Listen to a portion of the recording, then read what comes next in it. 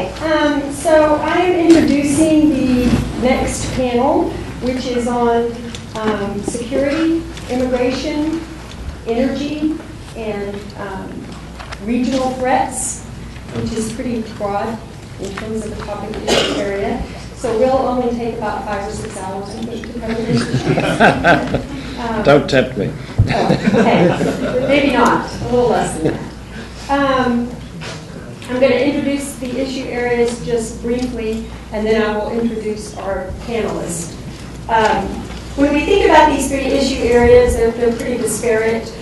When we think about energy, if we just start there, the U.S. is an incredibly high consumer of energy. The good news for this region is Canada, Mexico, Latin America in general has a lot of reserves. In fact, Latin America as a region has about 16% of oil reserves. So potential to have some energy partnerships. Can you guys hear me? Yes. Oh, yeah. Potential to have some energy partnerships. That potential, how that will develop, it's not particularly contentious. There is some question about whether the U.S. will sell natural gas without bilateral trade agreements to countries in Latin America. I think probably the most potent issue there right now, though, is the Keystone Pipeline, which for some promises jobs, for some promises environmental peril. And if you're in Texas, there are also issues of eminent domain that we pay close attention to. Our second issue, the issue of immigration, is also something we're very aware of and interested in Texas. As the ambassador pointed out last night in his preview, immigration has leveled off. Our zeal to fight it has increased, but immigration has actually leveled off. Immigrants are no longer pouring over the borders, and there's a few really important reasons why that's the case. It's no longer all that attractive to come over to this side of the border, in part because we've created a pretty hostile environment for immigrants. Texas and Arizona in particular have created a pretty hostile environment for immigrants. In part because there is a lack of jobs in this area. In part because, in America in general, because we've had this economic contraction. In part because Mexico has actually started spending money on education. They've increased attention and resources to education, which means you no longer have to risk everything to go across the border to have an education if you are not a wealthy family in Mexico. And in part because the border has actually in the last decade become more dangerous to cross. So immigration, from the southern border, immigration is increasing in our rhetoric and decreasing as an issue of importance, really, for some reason. I think the more interesting issue is actually the rather porous border to our north. The Canadian border is incredibly porous, and we don't talk about that at all in America, interestingly enough. As far as regional threats, that's a pretty broad idea, regional threats, and I'll be glad to hear what the panelists think are the regional threats. I think the most important issue in defining this region in the future is, in fact, the topic of the conference. That is the future relations between North America and Latin America. The U.S. in particular, U.S. foreign policy with the war on communism, and then the war on drugs, and then the war on terrorism. U.S. policy has had devastating effects in Latin America and in relations with Latin American countries.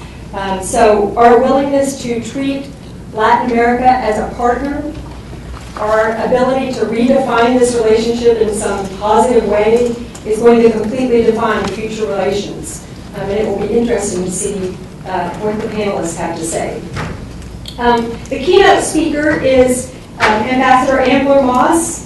Ambassador Moss, who some of you heard last night give a preview to this speech, had started his early career in the Foreign Service. He was appointed ambassador to Panama, first by President Carter and again by President Reagan, and he was key in negotiating the Panama Canal Treaty. And he is currently a professor of international studies at the University of Miami. And we are thrilled to have Ambassador Moss as our keynote speaker. We also have 2 panelists, Dr. Christopher Ramond, who is a visiting assistant professor at the University of New Orleans, and he studies social cleavages and how those cleavages affect elections, parties, and voting behavior. And Dr. Anibal Perez-Mignon, who is an associate professor of political science at the University of Pittsburgh, and he looks at institutions, democracy, and instability in Latin America. So I'm thrilled to hear what the panelists have to say. And I will turn it over to Ambassador Moss. Thank you very much. And do you mind if I delivered from here? We didn't leave you a chair. Oh, no, I'm fine. You're okay? Okay, thanks. Thank you very much. And Dean Brian Murphy, Mrs. Murphy, delighted to be with you. And thank you so much for this invitation. I've enjoyed every minute of it so far, which hasn't even been 24 hours yet, but it's wonderful. And I apologize. I think the only more difficult speaking slot than that last speaker before lunch is the first one after lunch. The last speaker before lunch, everybody's stomach is growling, and when will this guy shut up and let me go and eat? And after lunch, there's a serious problem with people going to sleep. But I'll try not to let that happen. My allotted time is not that long. I think Dean Murphy said something like 20, 25, no, he didn't, 12 to 15 minutes. I put my watch out on the table, but that doesn't mean I'm necessarily going to respect it. I teach a graduate level course currently in U.S. Latin American relations, and each class session is 2.5 hours. Now, I'm not threatening you with that, but I'm going to cover a limited variety of subjects very, very lightly, and I think, Julie, you've done most of my immigration section already. So that's good. I will repeat some of what you said, but it needs to be said and it needs to be repeated, because the paranoia in this country over immigration is absolutely amazing. Just for you historians, and I think a lot of us are amateur historians, the paranoia over immigration began actually before independence of the United States. And the first big anti-immigration diatribe was written by none other than Benjamin Franklin, who wrote the colonial governor of Pennsylvania, saying, we have to stop this German immigration because they will Germanify Pennsylvania before we can anglicize them. And so it began early. And then, of course, we're all aware, that the Chinese exclusion in the 1850s, John F. Kennedy's great-grandparents from Ireland, who were thought to be subhuman and capable of learning lice and disease-ridden, and people that shouldn't be allowed into Massachusetts. This has gone on, and every time the United States foreign-born population reaches somewhere around 13 or 14%, anti-immigrant paranoia takes over. Not like our northern neighbor, Ambassador Weeks, I think, if my figures are roughly correct, that probably the number of foreign-born people in Canada is about 20%. And it is the most immigrant-friendly country I've ever seen. I looked at its webpage occasionally when I sort of dreamed maybe I should be an immigrant there. It's colder than Florida. Well, that's why I didn't go. That's why all the Canadians come to Florida. But anyway, it is a very immigrant-friendly country. It advertises, takes care of immigrants very well when they come. It doesn't have all this paranoid attitude. Anyway, we'll get into that. I've also brought a book with me, since Stephen Brooks wanted to shill the book, as he called it, which was very good. And because of what Ambassador Weeks said as well, I want to talk about, for just a moment, Robert Pastor, well known to Dean Murphy, called The North American Idea. And that builds on a 1991 book he wrote about building a North American community. Just what Ambassador Weeks was talking about. NAFTA is in being. It has greatly aided Canada, U.S. and Mexico in their trade relationships and everything, the most important trade partners of each other, investment, all the good things that NAFTA has brought. But it's kind of reached a standing point where Bob Pastor's view, and I think what Stephen Brooks' book talks about also, and certainly Ambassador Weeks gave the idea, that if it were brought much more to fruition, in the words I think you used, sir, were to make it more competitive and to complete the business started by NAFTA, making it more, in Bob Pastor's view, like European integration, with a whole lot of factors that were not covered and had not been covered in NAFTA. And Bob Pastor points out that there are political roadblocks, there are political potholes, which keep that from happening in each of the three NAFTA countries. We know what they are. We don't need to get into that. And if they would get their act together, and what I like about Pastor's book is he quantifies how many billions of dollars increase in trade and investment and everything would take place if they would get their act together and not go all the way to where the European Union is, but at least take some more steps in that direction, harmonizing, integrating, rationalizing, and doing a lot of things that would make the whole system work a lot better, even though it does work. And I fully subscribe to that. So, my job is to teach students, to lecture. So, what you do when you have a job like that, you assign reading to them. And so I would recommend this book and that kind of writing. Now that's what I'm supposed to talk about today, however, are in the security context, energy, regional threats, and immigration. And let me start with just a couple of comments, and that is, first of all, as a person who came into the Foreign Service in the late 1960s, in the middle of the Cold War, I celebrate the fact that so many good things have happened now that the Cold War is over. I mean, so what if it's a more disorderly world? At least it doesn't provoke the kind of hysteria and the kind of tucking under your desk because the Russians are going to bomb next week type of attitude that we lived through in the 1950s and 60s as school children. It's a more rational world, maybe a more disorderly world, but so what? It's liberated the United States policy, certainly, from a great deal of problems that the Cold War caused. That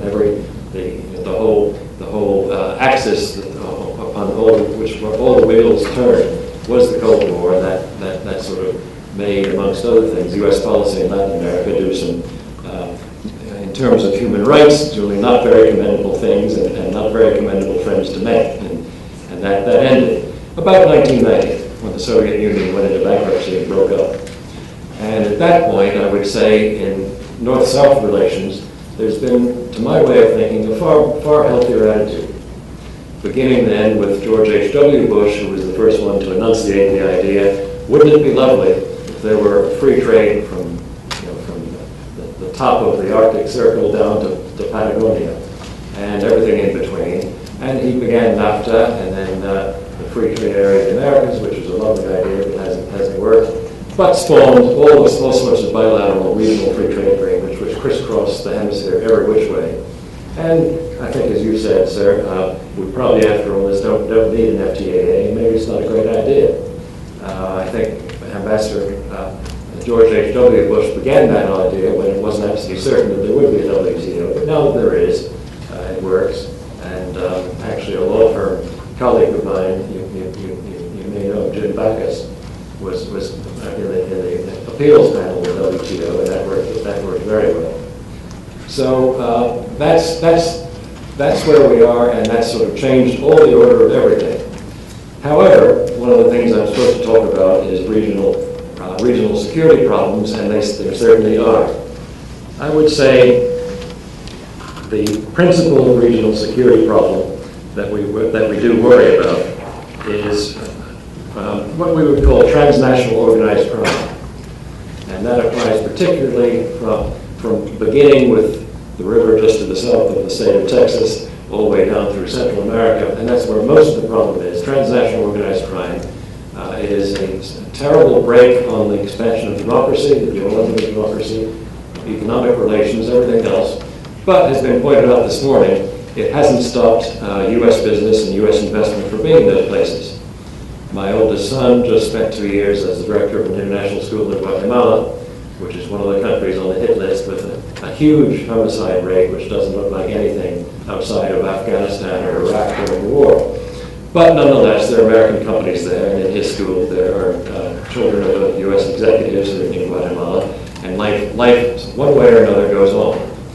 The transnational crime and everything that relates to it, whether it's drug trafficking, kidnapping, arms trafficking, all the rest of it, is certainly, I think, in most people's view, the preeminent security threat to the region, which is being worried about.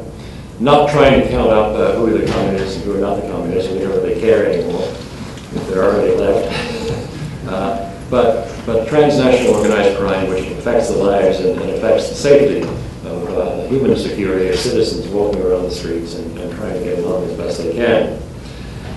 We have in Miami an organization called the United States Southern Command. It's based in Miami, and every year the commander of that United States Southern Command puts out what he calls a posture statement. Since the commander this time is a 4-star Marine Corps general, your posture better be good.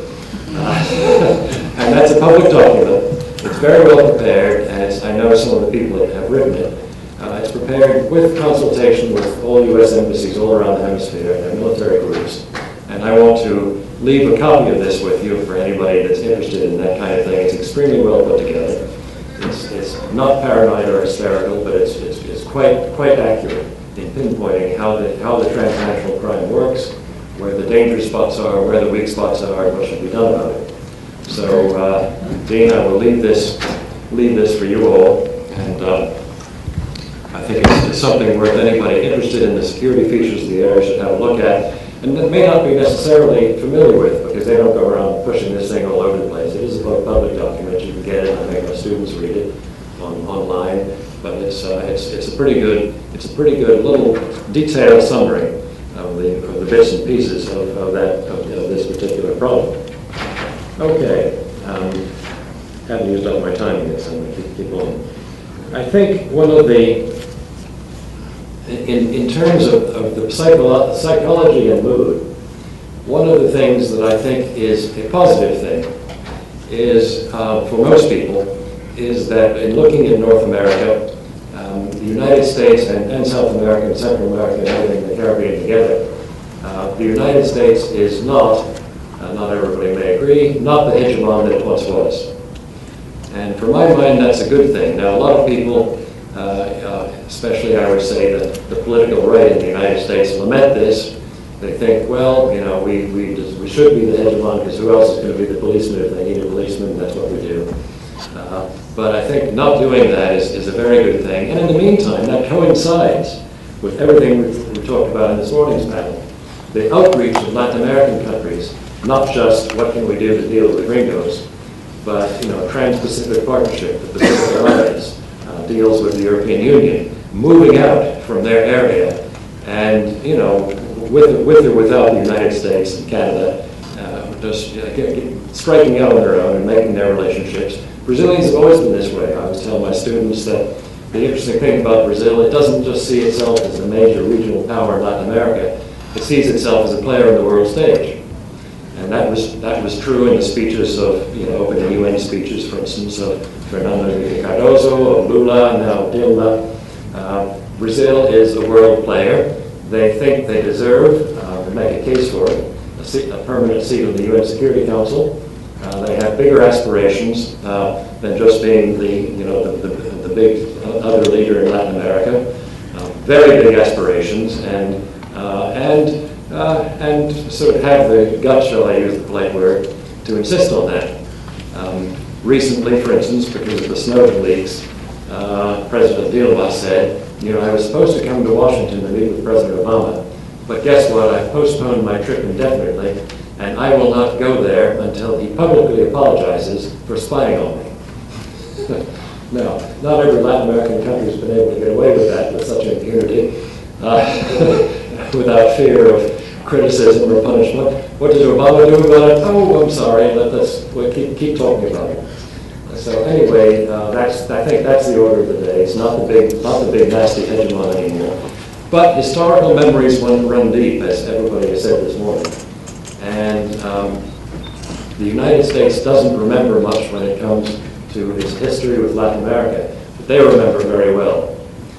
Just ask a Mexican, ask a Panamanian, ask lots of people who have felt it, ask a Chilean. The 9/11 that we talked about was a different 9/11 in 1973. So when Pinochet took over from his commander-in-chief, whom he had sworn a great oath to uphold in office. So Latin American historical memory runs very, very deep, and that's something that North America will just, especially the United States, I'm not talking about Canada in that sense, will simply have to live with. and overcome in time. It will take time, because as was brought out this morning, is the young Latin Americans of the new generation are like young people in North America that don't have much historical memory, don't want to read about it much. But the older ones do remember. They lived it and they experienced it and they do remember, so that goes on. But nonetheless, I think it is true to say that, you know, it's a situation where there's lots of opportunity if one wants to seize on it. And one of the good things about the new era, too, is that at least, and this military publication puts it out, the one good thing, too, unlike previous times, is that there is a very low level of threat of interstate conflict. Latin American countries are not likely to go to war with each other. There was the little border problem of the FARC setting up territory in Ecuador, in Colombia and Ecuador, almost coming to blows, and Chavez threatening to send divisions to come to the aid of Ecuador. But even that was small potatoes compared with the real threats that Latin American countries used to offer against each other of military warfare, and we just don't see that kind of thing. It's all internal. It's public security. It's human safety. It's international gangs. All that kind of thing has to be dealt with today. And so I think we've come a long way in that kind of definition of security threat. What else to get into? Other things, and of course there is a crime and terrorism nexus in that some of these transnational groups will aid Al Qaeda, Hezbollah, other things, other people like that. One of the things that this paper talks about, which I don't so agree with, because I don't get all worked up about it, and that is the role of Iran in Latin America. Not necessarily true with the new look that Iran is putting on, the happy look of the new president as he opened the General Assembly of the United Nations. But Ahmadinejad used to circulate regularly around Latin America, stirring people up in Brazil and Venezuela and doing what he could where he could. But then again, I don't see that so much as a security threat. I don't know what you study these things maybe more than I do, but I look upon that as a political move to make friends in Latin America to get around the economic sanctions, which really are hurting Iran. I don't know if you teach the value of economic sanctions, if any, in your courses, but I know of very few economic sanctions that have ever done anything for anybody, except, quite arguably, South Africa, bringing down the apartheid regime, and Iran, where the economic sanctions really economically are seriously hurting. And I think have forced a change, at least in appearance, if not in reality. Time will tell. But I think that's Iran in Latin America is not quite the threat that U.S. military look at and worry about a little bit. But there is a certain amount of terrorist presence in the region. Extremists are there. And I think mainly what we look at, I guess the biggest threat that I look at that the United States Southern Command and other military commands actually do a very good job with is being prepared to deal with natural disasters. When there's an earthquake, a hurricane, a flood, things like this that happen in Latin America and the Caribbean, the emergency number, the 911 emergency number that countries call, is the U.S. Southern Command, because they've got the airplanes, the equipment, and the ability, and they can fly people to the area very, very quickly, practically the next day, and respond to the disasters. The country affected will call the U.S. Embassy will call U.S. military, and they're on their way pretty quickly. So the preparedness for natural disasters is one of the things in which there is now more and more effective coordination of armies and militaries in Latin America, and that I think is an extremely important thing. Just a word about your closest neighbor, Mexico, extremely important, and there's a very good book out on the bilateral relationship written by Council of Foreign Relations author Shannon O'Neill, which points out that in this country at least, the real story of Mexico is being missed. The stories that come out are about drugs, thugs, shoot-ups, homicide rates, all this kind of thing. And what Shannon O'Neill points out, she points out that the story which really should be reported in much greater importance and much greater depth is incredible economic boom which is going on right now in Mexico, propelling Mexico up through the ranks and getting on and making Mexico a much more successful, a much more powerful economic neighbor. And don't lose sight of that because they're getting there. There's a great deal of cooperation going on in the meantime in looking at border issues. I'm not talking about defense. I'm talking about real border issues, what towns on each side of the border, trying to iron out differences between border crossings, making border crossings more easy to deal with. My oldest son actually lives in Tijuana, but he works in Southern California, and he enjoys living in Tijuana, and life's cheaper there, and it's very good, he says. And he crosses the border maybe several times a day in that special lane for it's called Sentry, of people that can, if they got the right sticker on their car, they just drive through.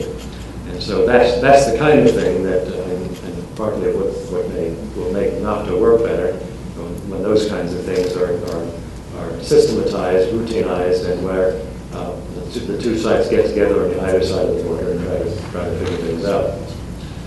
Now, how am I doing? I should wind up now. There were some other points that I wanted to make, but I think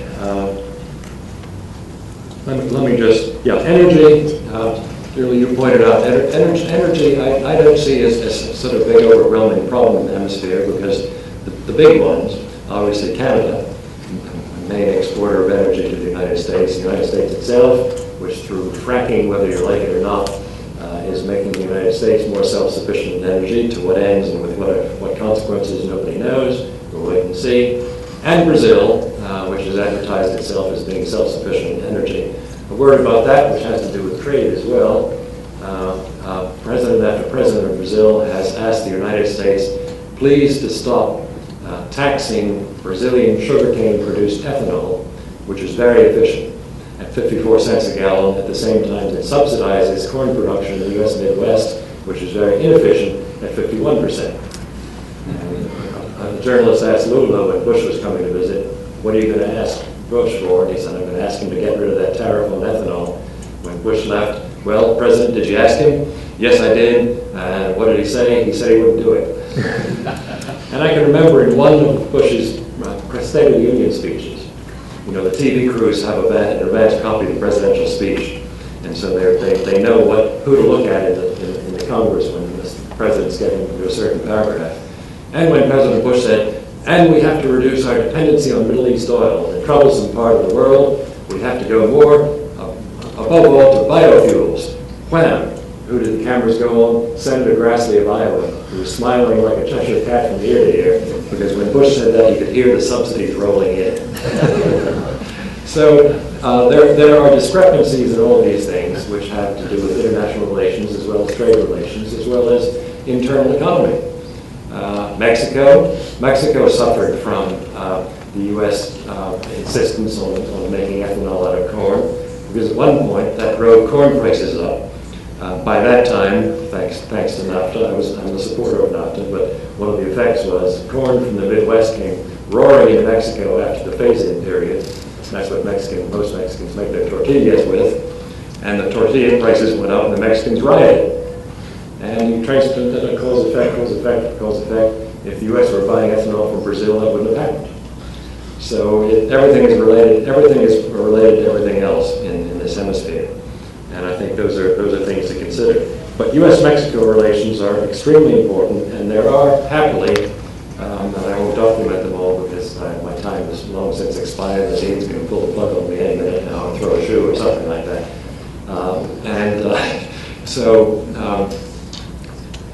That needs much more attention, I think, but it's getting attention on official levels, on energy, on border protection, on crime, all around, as is the Caribbean. There are a lot of regional initiatives going on that weren't so characteristic during the Cold War period, but now they are. Final word, I will echo on immigration. There is a report out which people ought to read, and that is the Pew Hispanic Trends Report, which for the last 3 years, the bumper sticker description of that is, net migration from Mexico falls to 0 and perhaps less. that means more Mexicans getting out than coming in. And there are charts to show it, bam, it's hit the bottom. Why? Julie, you pointed out, for lots of different reasons. It's not simply that defense was such a wonderful idea that scared them and kept them away. No. It's lots of other reasons. First of all, the financial crisis in the United States, jobs. Mexicans come to the United States when not as the political right wing in this country will tell you so that they can go on welfare. They can't. Collect unemployment? Of course not. They haven't been employed. But all those reasons are silly. They come looking for jobs because jobs were available and people wanted them and they hired them. And certainly in Florida, where I live, the orange industry, the citrus industry is incredibly important. About 100% of Florida oranges are picked by Mexicans. And since Mexicans stopped coming for a variety of reasons, thousands of crates of oranges now go unpicked. So this is repeated all in every sector of activity across the U.S. And that's one reason, fewer jobs, they don't come.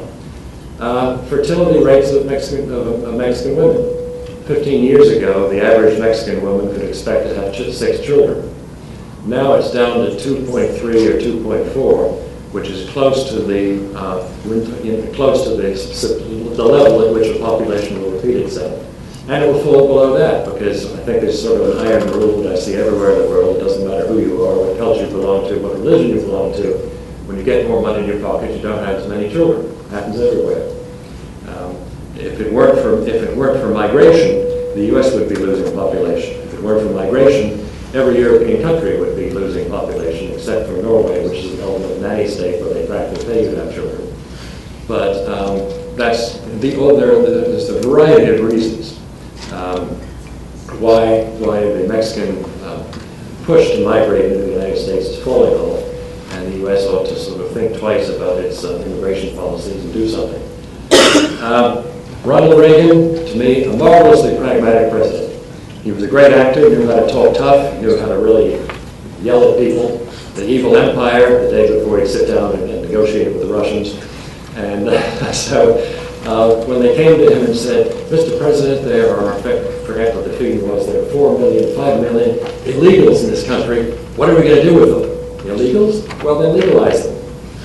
And so they did in the 1986 GIRCA Act. Didn't work because the other side of the coin was employers shouldn't hire people who were not documented. And the employers wanted to hire people anyway, so they did. That's why the Mexican illegal, undocumented, I prefer to call it, population is built up to somewhere around 11 million, 12 million now. And so maybe Obama will get Reagan-esque, but he doesn't dare because the politics out there are what they are. It's a hot political issue in this country, and something will have to be done about it. But I have certainly now, I'm not going to get into the pipeline that's been talked about and will be talked about, but I think I've run out of my time and covered in a very cursory fashion these issues that were assigned to me, and look forward to a nice productive discussion for the rest of it. Thank you very much.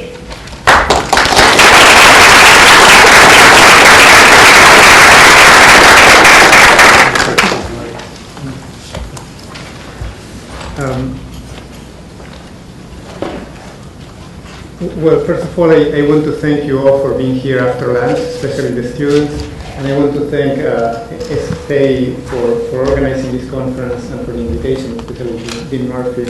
I think there are some very important issues for the Western Hemisphere that we are discussing today, and I really appreciate that. Ambassador Moss just presented us with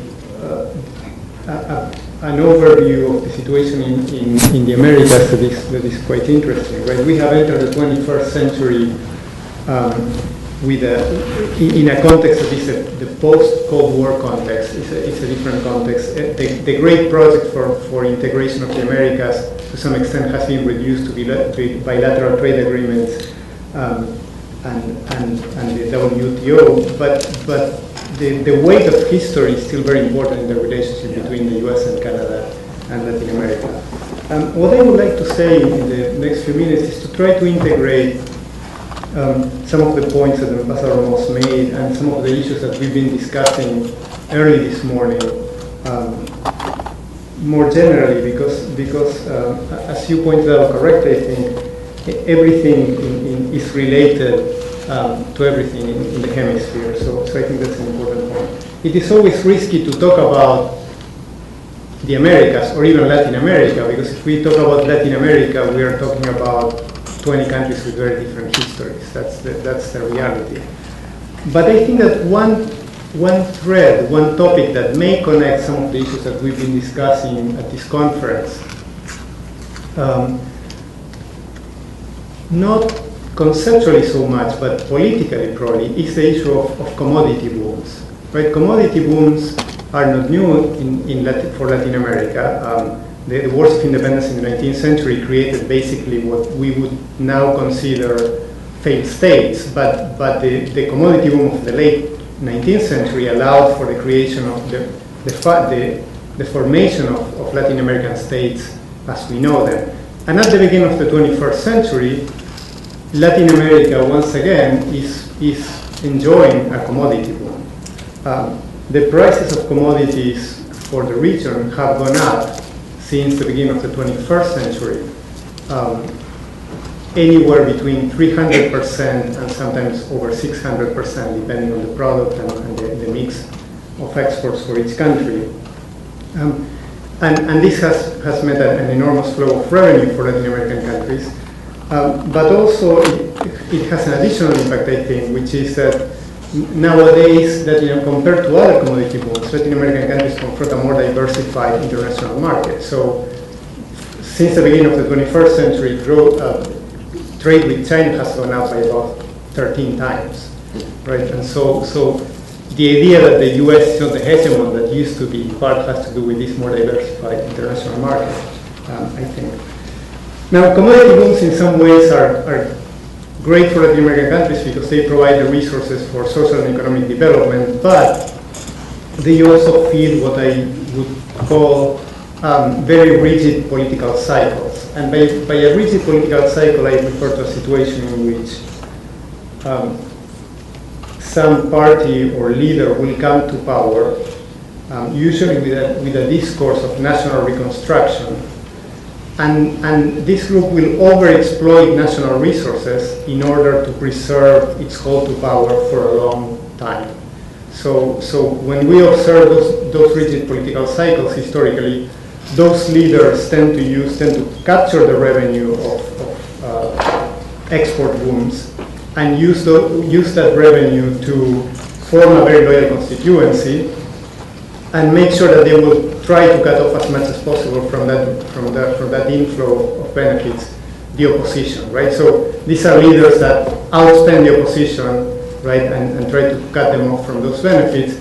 And this has created at the beginning of the 21st century the type of strange hybrid regime that we see in some Latin American countries nowadays, like Venezuela or Nicaragua or Ecuador or Bolivia in some ways.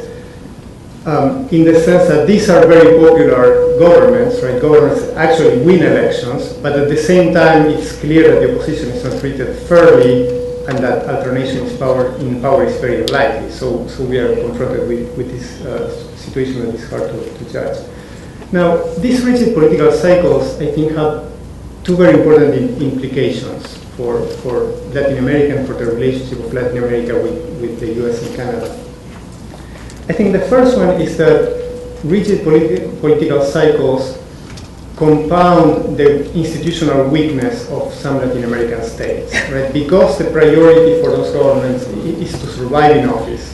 There is virtually no distinction in practical terms between public resources and party resources for the ruling party, as in the case of Argentina or Venezuela, but sometimes there is not even a clear distinction between public resources and private or family resources, as in the case of Nicaragua. Right. So what that means is that typically public officials are recruited based on loyalty more than technical skill, and that tends to create a situation in which, of course, accountability is very low, political impunity is reproduced over time.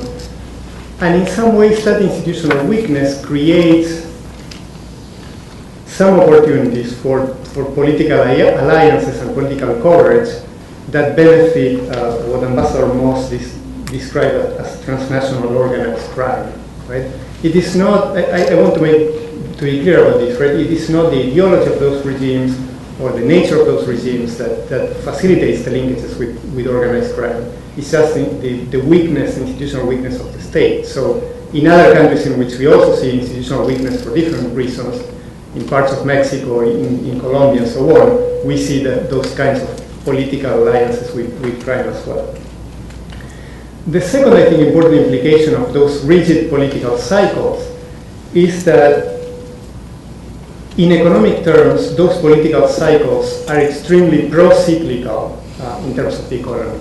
So what I mean by that is that because, again, the priority for those governments is to survive in office as much as they can, they tend to adopt policies, economic policies, particularly fiscal policies, that focus on the short run. They spend to build very loyal constituencies in the short run, and they delay difficult decisions into the future. What that creates, no matter how strong or powerful the commodity boom is in any given historical moment, but over the long run, that creates an unsustainable fiscal policy.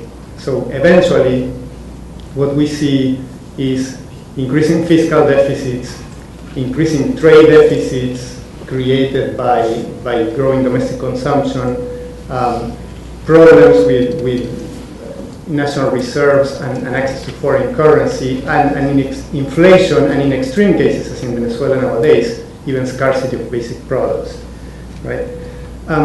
Which in some marginal way leads to the issue of migration, because I think those regimes, for different reasons, create two distinctive patterns of cyclical migration, which happen in two conditions. The first condition is that some groups that benefited from the previous regime, right, when the new regime comes to office and they get excluded from access to the benefits of the commodity boom, they start migrating, right? So think about, for example, of the large inflow of Venezuelans to Miami over the past decade, or Venezuelans to Colombia nowadays as well, right?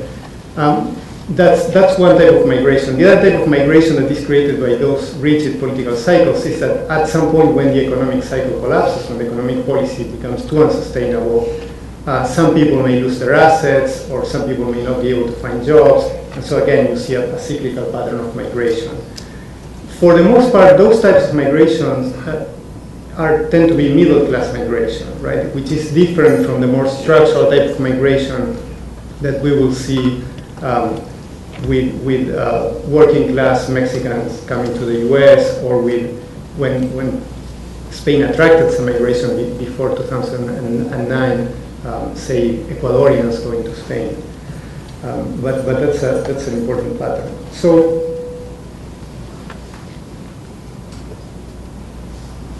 Just to conclude, it seems to me that it's important to keep in mind that this type of rigid political cycle has important foreign policy implications, right? It involves potentially the possibility that some countries will control natural resources for political purposes. It may create very abrupt economic cycles in Latin America. It may create cyclical patterns of migration, and occasionally it may then create some political cover for some activities of transnational crime.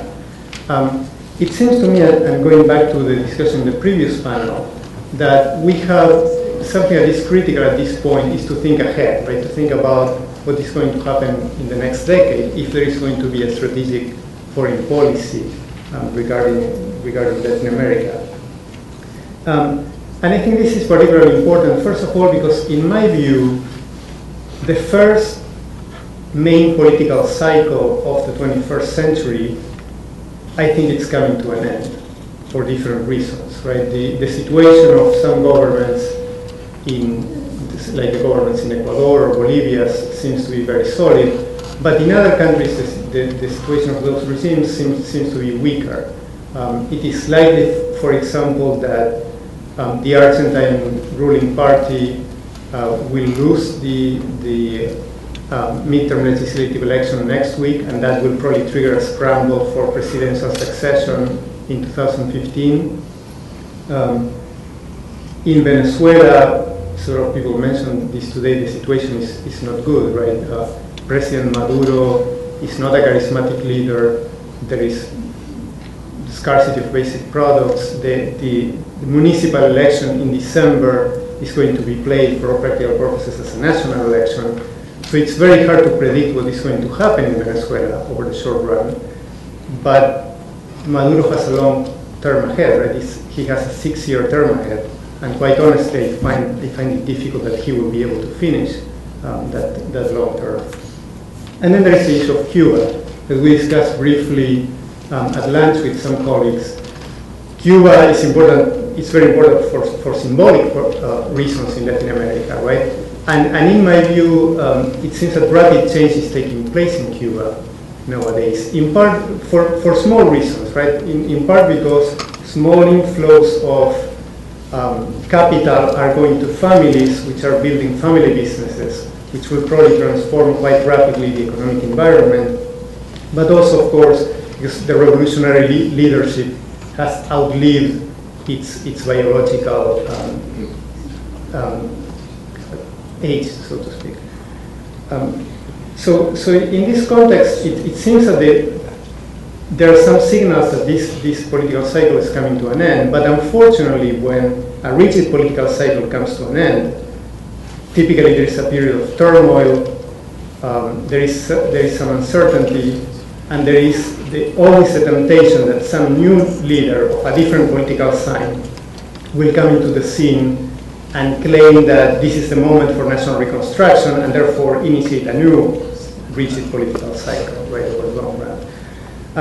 So I think here's where I think the US and Canadian policy may be important, and this leads back into the issue, some of the issues about the OAS that we discussed today. Clearly, not every country in Latin America is trapped in one of those political cycles, right? In fact, if we look at countries in Latin America at the beginning of the 21st century, there seems to be a institutional bifurcation, right, with countries like Venezuela and Ecuador and Bolivia and Nicaragua on one camp, but also with countries like Brazil and Chile and Uruguay and Costa Rica, right, in a very different institutional track. Interestingly enough, for the most part in recent years, those countries have sided with their Latin American colleagues in most issues. But I think the great challenge ahead probably is to form a coalition that will in some ways integrate the interests and the projects of the US with those democracies that are stronger in the region. Thank you very much.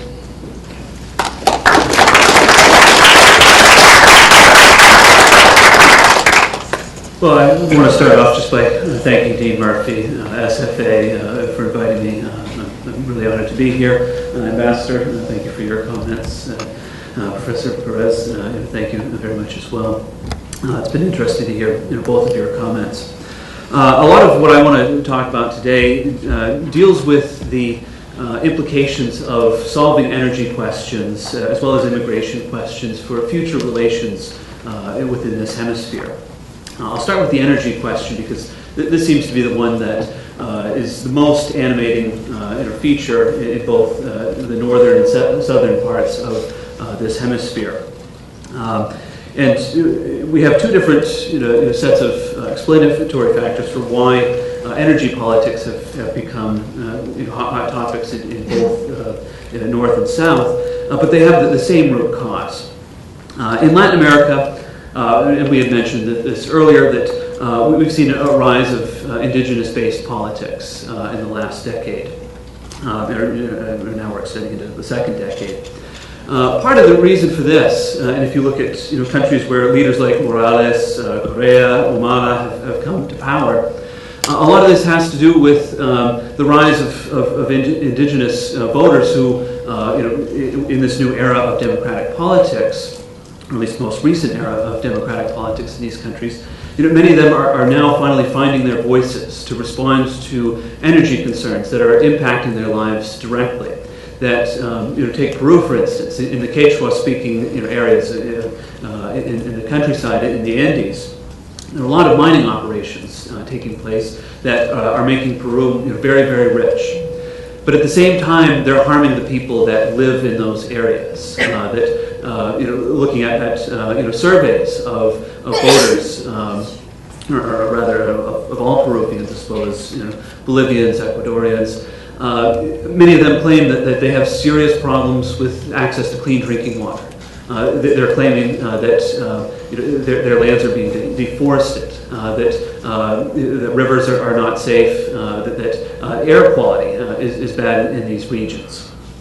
And because of these adverse impacts to them that are being caused by these excavations, they're finally finding their voice and standing up and saying, we don't want these sorts of activities to take place in ways that are going to directly harm us. These leaders that I just mentioned have been very adept in representing these voices. And so in the future, we're going to have to think, how is it that we can, as Americans and American companies in particular, need to think about how it is that we can manage to extract these resources in ways that don't affect these populations. Because are we to push them too far, we may see that even more fervent leaders come to power that are even less friendly towards American business interests. So this is what's taking place in the southern half of the hemisphere. In the northern half of the hemisphere, we're seeing a similar indigenization and politicization of indigenous politics.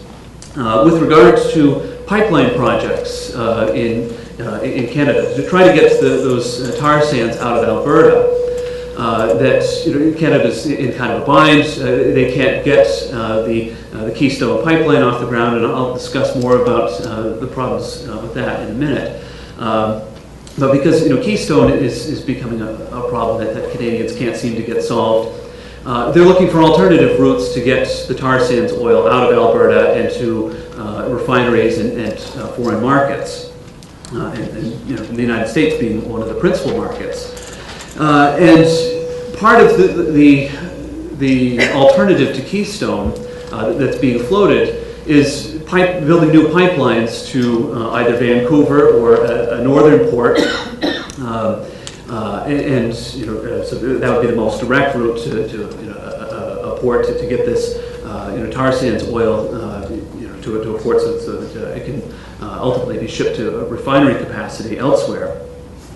But they're running into problems there, that in order to build these pipelines, the federal government is going to have to negotiate with many of the indigenous leaders. And many of the indigenous leaders of the affected tribes are not willing to give up their land because they've seen all too often oil spills from leaky pipelines, even worse disasters. With the concerns that we have here in the United States about Keystone, those are even more amplified in these indigenous lands because these indigenous individuals in British Columbia depend entirely upon the land for fishing, for hunting, for drinking. And so if pipelines are going to be built through these territories on their way to ports in Vancouver and elsewhere, the federal government is really going to have to do a lot more to persuade indigenous Canadians' minds. And at present, that doesn't seem like it's going to be a surmountable task, given the emergence of the Idle No More campaign that has swept the entire country of Canada. Most Indigenous Canadians are not willing to budge another inch until they get some major political reforms. Right now it's being talked that many Indigenous tribes are asking for almost complete autonomy from the federal government.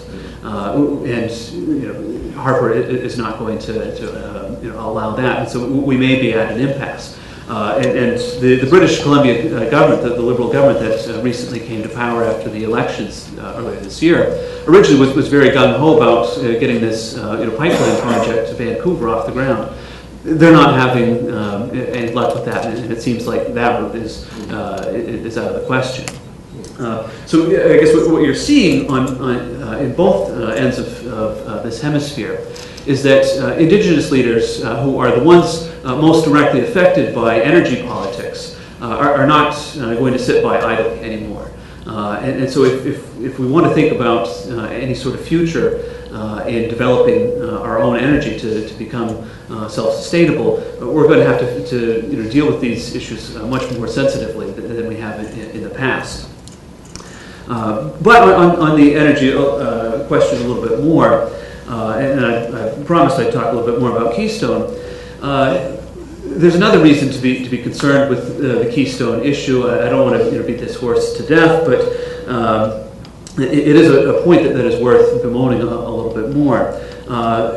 Given, for those of you not familiar with the controversy, up until the president put the project on hold in 2011, the Canadian government had assumed and had been told by administration officials, don't worry, this project is still forthcoming, it just needs basic scientific tests, and those are going to be approved, this project is going to happen. When it ultimately was put on hold and now its future is in serious doubt, Canadians have had to start asking themselves questions about future viability of our relationship. I mean, and I don't want to put this too starkly. We're still going to remain the largest trading partners of each other's country, but it's led Canada to think outside for outside solutions. That Canada can't really trust the American government anymore, were Washington to take another step that would be anti-Canadian business, like another Buy American clause from the stimulus package of 2009, Canada really can't afford that much uncertainty anymore for planning their economy. And so this is why you're seeing Canada look more toward the European Union and trying to get these sorts of deals set in stone. This is why Canada is looking to build pipelines through British Columbia, as well as pipelines all the way from Alberta all the way to the far eastern Canada, ultimately ending up in New Brunswick is the current hope. St. John, New Brunswick, there's a huge oil refinery that the Irving Corporation owns, a huge seaport to get that oil or processed gas out to non-American markets, should the American market go south. Why do I bring this point up? Well, given how much faith a lot of Canadians, not just Canadian political elites, but average Canadians are feeling towards the United States, especially when we shoot ourselves in the foot with government shutdowns, fears of default. This is leading them to think about partnerships elsewhere, whether it's for energy politics or on security questions, other trade issues, so on and so forth. And the reason why this is important is because if we're thinking about trying to establish better relationships in Latin America, and we can't maintain our close ties with our closest ally and friend and trading partner, then that's going to be a real impediment to trying to convince Brazilians, buy more American stuff, or to convince Venezuelans that we're not trying to undermine their government, to convince indigenous Peruvians that will abide by whatever safety standards they're going to ask of us. And so if we don't really get our own house in order so that we can make promises to allies, it's going to be hard to convince new people to come on board. I'd like to talk about immigration as well, but I'll hold that off unless there's some other questions. In addition to helping both countries move towards a free trade agreement, would the benefits to infrastructure not outweigh personal and environmental losses? And finally, would it not decrease spending for both countries in areas such as import, export, and processing? And in addition to this, would it not help create jobs? All right. Well, This is a classic collective action problem, I guess on a number of different fronts, because every analysis that I've seen has suggested that it's of mutual interest to both countries, that Canada in sharing its resources with us wants to build Keystone for us, for crying out loud. And ship that oil here to Texas, where we have the refinery capacity for it, and then that benefits us because we have oil that works towards our self-sufficiency, so on and so forth. In terms of outweighing the environmental costs, that may be a more open question. I know that the pipeline itself. There are steps that probably could have been taken, and were we to have better procedures for planning and approving of permits to build pipelines. I don't think somebody was doing their job when they decided that building this right over the largest aquifer in North America. That I don't think that was a great idea. So we probably could just push it off at 100 miles and be fine. And so we could minimize the costs on this side of the border. Canadians are going to have to wrestle with that on their side of the border because the tar sands are producing an environmental disaster in northern Alberta. That land is now totally inhospitable. It wasn't all that great to live there before, but now it's environmentally unsafe to live in that part of the country. And this is why you're starting to see you actually see more opposition to Keystone on the northern side of the border than you do south of the border. And go figure. But it's I guess another aspect of the energy politics question that Canadians are going to have to wrestle with. But in the short term, where there's no alternative solution, one has to wonder if maybe in the short term those environmental costs outweigh or are outweighed by the benefits of pumping that oil out. Thank you.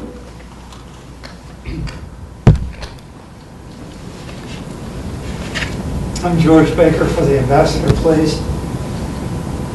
I was struck by your comments about how you thought sanctions weren't effective, and also your remarks about the laurels of the Southern Command to deal with natural disasters and other matters. And I wondered, in the first instance, if you had ever raised your voice against the Cuban embargo, and if you had or hadn't, what's your outlook for its coming to an end? And second,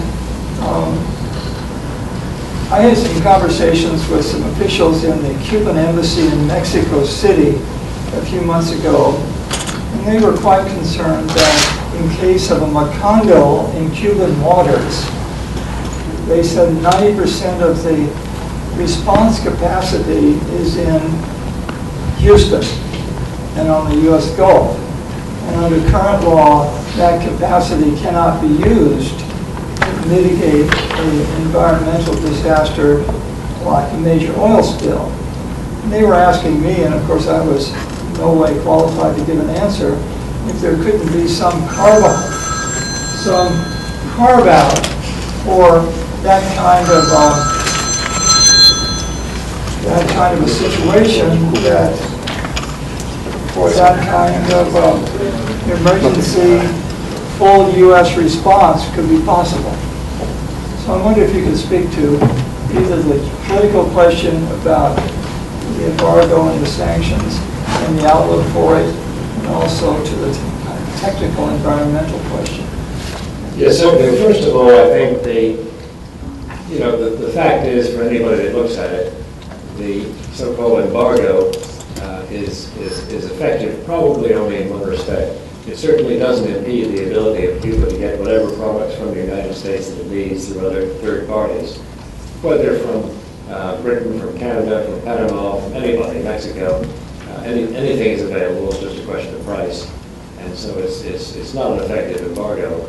It is in the sense that it denies the Cuban government the ability to obtain credit, for instance, in North American banks or that kind of thing.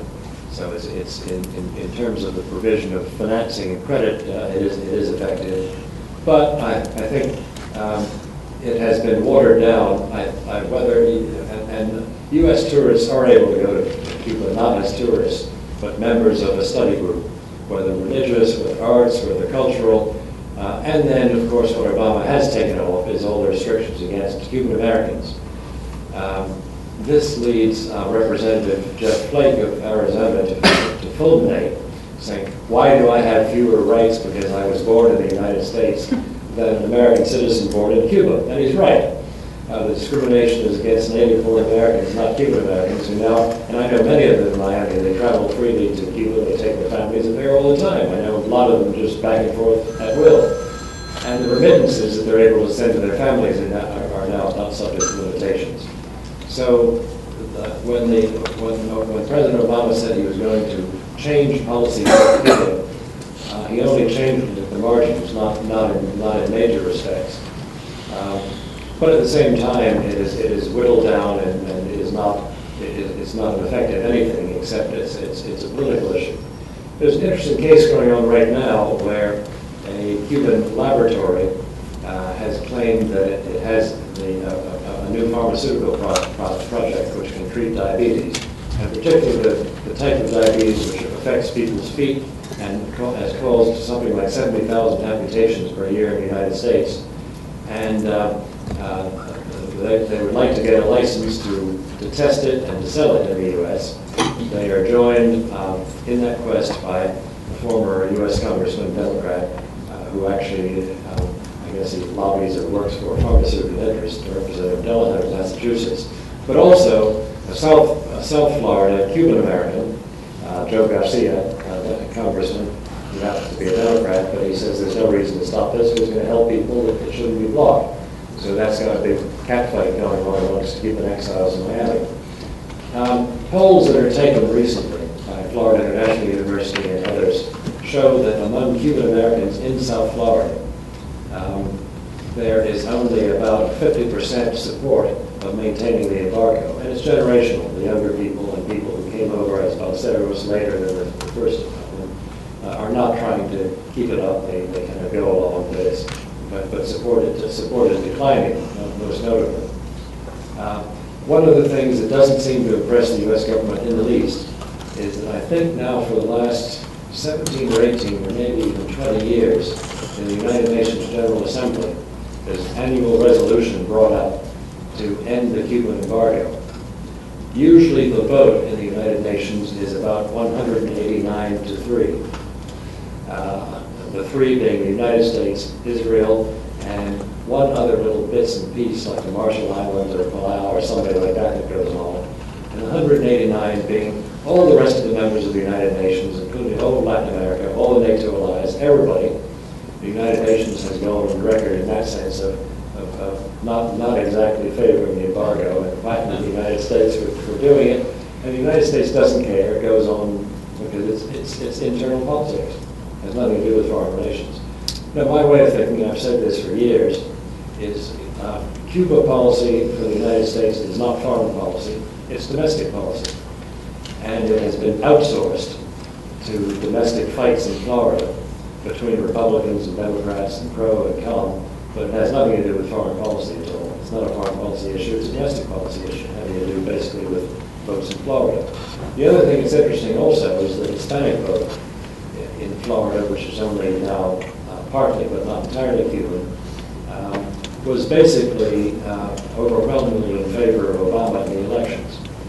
And even the Cuban American vote was about 50%. So, you know, support for the sanctions against Cuba are declining. They don't prove anything. I would say don't look upon it as foreign policy. It's domestic policy which has been outsourced as a hunting ground for votes amongst the Florida political parties. And when will it end? Who knows? It'll end as soon as it's convenient to do so. The arguments against it are enormous, and they, I think particularly Representative Jeff Flake's argument, which is a conservative opposition, namely Americans should not be denied the right of travel, number one, and number two, it is outrageous that I should be denied the right of travel because I was born in the U.S. and Cuban Americans who were not born in the U.S. have the right to travel. So even these kind of arguments don't succeed in reversing the thing. I think it's a question of inertia. It will go away in time. It will disappear actually for biological reasons when the Castro brothers are gone and when the most strident part of the Miami Cuban population is gone. And there's no particular hurry that people have in trying to settle for reasons of I think of political inertia, too much trouble. That's not a very successful answer, but it's sort of the way I look at it. Did you ever raise your hand to oppose it, or did you go along with it sort of for practical, pragmatic reasons? No, I never went along with it or opposed it. I've said and I've written more or less just what I've just said, and that is, it's not effective. It doesn't prove anything. It has not. What I have written, which I think is also true, is that if Fidel Castro didn't have a favorite enemy like the United States, he would have to invent one. Because I believe this too, and I've said it and I've written it, that he has used this issue to drum up internal political support for himself. In other words, when things are going badly for him, when his people have committed human rights abuses, and even the normally complacent Swedes will yell at him or something like that, he immediately picks a fight with the United States. So he can say, see, and he doesn't call it an embargo, he calls it the blockade, which of course obviously it isn't. The blockade is a geopolitical term which actually is an act of war. So it's not a blockade, it's a rhetorical blockade, but it's a set of economic sanctions. But he has used it very, very effectively to stir up support for himself in his own country. And he recommended to Hugo Chavez that Chavez do the same thing. So Chavez started yelling at the United States, but the United States at that point had the good sense not to yell back. So it didn't work for Chavez, but it's worked marvelously for Castro in drumming up internal political support. And this is not a radical thing to think or believe or to write or to say, I've said it, and countless other people have said it. And the Macondo accident, the Macondo issue on U.S. technology? You mean oil? Yeah, Underwater oil spill. Right now, you can't get U.S. technology to Cuba. Now, I suspect that if a thing like that happened, all sorts of waivers would immediately take place because, of course, it isn't just happening off the shore of Cuba and sitting there. It's going to cause incredible widespread damage and pollution. And something would have to be done. I think it would be done for pragmatic reasons. I think pragmatism would trump ideology at that point or politics. And technology would take over and try to clean the thing up as needed. And I don't think there would be any delay in doing that. It's just too imperative. And Paul, did you want to address that question as well? No, I just wanted to second what Ambassador Moses pointed out.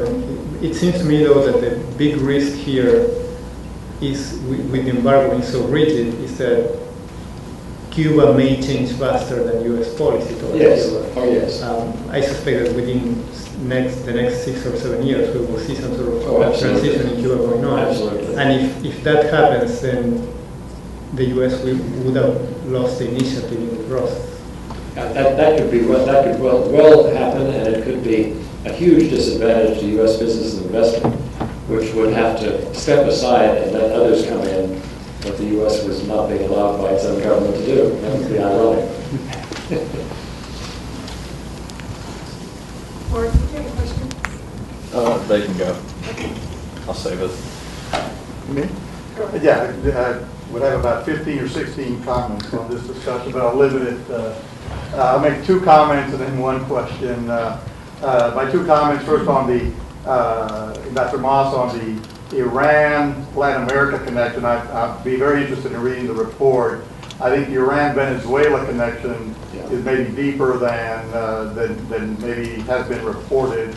And that would be, I think, an area of concern if it's in the report or not. It's in the report as well. That, I think, is a very, very significant area of concern. Yeah.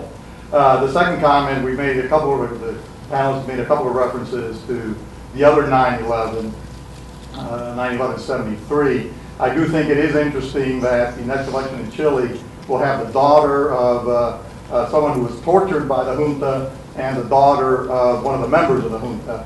So the success of Chile post 9/11/73 cannot be understated. I can't defend a coup, but the success of Chile cannot be understated over the last 20 to 30 years.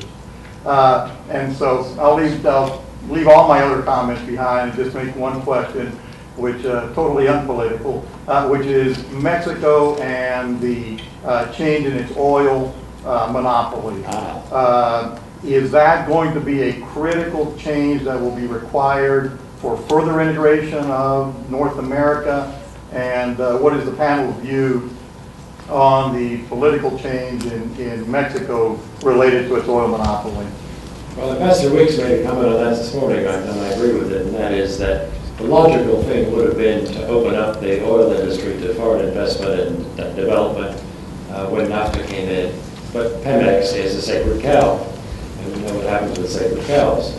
Sacred cow, I referred also to the blocking of free entry of sugar-based ethanol from Brazil and the subsidization of inefficient ethanol made of corn in the U.S. Midwest. Countries do these things, which are not good economics and business, but they do it for other reasons. I also was very interested in what Ambassador Weeks had to say, that there is some movement on that front now, where little by little foreign investors may be able to come in and develop oil industries and have a relationship with Pemex. Chavez's PDVSA went down that route too. They so wrecked a perfectly good oil company that Chavez was compelled to reach out to foreign investors and come in and let them make bargains. Isn't that true with PDVSA? And help develop oil capacity. And it would be, obviously, I think for a lot of people's thinking, including many thoughtful Mexicans, it would be a good thing if that sacred cow were kind of put aside and it were opened up to some kind of, not necessarily foreign ownership of the means of production, that would be too big a leap at once, but at least contractual arrangements where foreign oil companies could come in, make bargains with Pemex, make some money out of it, increase oil production, and everybody would benefit. And it would be nice if we began to see some movement on that front. Are you optimistic that can happen? You're asking me? I'm asking you. Well, I think what's encouraging is there seems to be some opposition support in Congress. Yes. For moving the necessary measures forward, and that's encouraging. The non-political party and so others, but it takes kind of an open attitude to get around and begin to diminish the importance of this very, very stiff opposition, which I guess has gone on ever since the nationalization of Lázaro Cárdenas, and has been a sacred cow of Mexican policy. To their economic detriment, because Mexico could have done a lot more if it hadn't been saddled with that policy, and has lost a lot of good deals on account of it. So let's hope. And so there's so many signs that in so many different areas that Peña Nieto government is opening up to new ideas and new breezes blowing, even though it's the old PRI again, never mind. It's the new PRI. It's a new PRI. From your initial statement, Ambassador, you stated that Brazil apparently has hegemonic aspirations. So I guess my question is, does Brazil also possess the capability or potential for a successful hegemonic bid in the future? Who did you say had hegemonic aspirations? Brazil. I wouldn't call them hegemonic aspirations, but I would call it the desire to be recognized just as a local or even a Latin American power, but an actor on the world stage with pretensions to take its place among the great powers of the world by getting a permanent seat in the Security Council. That would be an incredible move, and they're serious about it. But I think the Brazilian view of itself, as I've seen expressed by Brazilian leaders in major speeches, and just talking with them, they see Brazil as bigger than Latin America, as being a player in the world stage, and they are big enough and powerful enough to justify feeling entitled to it. Doesn't mean they want to be a hegemon and take people around. In times past and centuries past, they did that with some of their neighbors, but they don't do that anymore. We have time for one more question. two, can I ask? Really quick question. One for Professor Waitman. Can you explain why some Native groups in Canada are for energy development, why some aren't? For example, the Inuvialuit and the Mackenzie Delta up north are very much for oil development there. They decided that they could decide what was good for their band and sent Southern environmentalists packing saying, we've been here for 1,000 years, we can decide. Yes. And you've got a lot of Southern environmental groups and picking off different groups in British Columbia. Now, there's some groups in British Columbia that really want it. So I'd like you to explain that, and there's a couple of things I'll take offline. And also a question for the moderator. You sort of dropped the line that Canada's border is porous, and I'd like you to explain that. Okay. Do you want to go first? Sure. Well, I probably don't have a very satisfactory answer. Normally when I approach these sorts of questions, I'd like to draw a nice sample, or if not, examine the entire population and predict through statistical analyses why some tribes support it and others don't. But my guess is to the extent that some do support this, is that given the extreme poverty in some of the areas that we're talking about, this may be their only chance at economic development, in the same way that for many Native Americans in the United States, casinos are the only chance for any serious economic development. My understanding, though, is that those who are in favor of it are in a very distinct minority category, because, and I'm not saying that nobody else would come on board with the project, but that given how strong the Idle No More campaign is right now in pursuing greater land recognition, greater autonomy from the federal government, that this is probably their strongest bargaining chip. I almost wonder if the Harper government is promising a few people to some benefits to May I won't answer this question here. Paula Caldwell, the Consul General of Canada. I will go up there, though, and I can answer your question that you had asked before about Keystone XL and about Aboriginal peoples. We're very, very different from the United States, so perhaps I'll go and talk to the students who are interested in this question after the panel finishes, because I know your time is short, and I will let you address then his other question. Perfect. Make my life easier. I was just pointing out that it's ironic that we are so focused on our southern border when our northern border is vast and probably indefensible.